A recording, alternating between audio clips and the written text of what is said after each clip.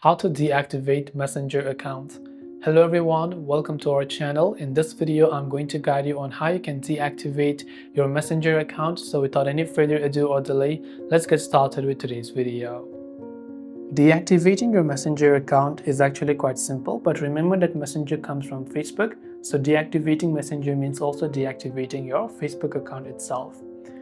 To do so, you can open up Messenger, tap on the menu icon from the bottom right of the screen, then simply go to Settings. Scroll down and go to Account Center. Go to Personal Details, followed by Account Ownership and Control. Then go to Deactivation or Deletion. Then select Facebook account from here, which is just a Messenger account itself. Make sure Deactivate account is selected here, then tap on Continue. After you do that, finally enter your password. Once you enter your password and you hit the continue button, your Messenger aka your Facebook account will also be successfully deleted. That's all for this video. If you have any questions, feel free to leave them down below. Thanks for watching and see you soon in the next video.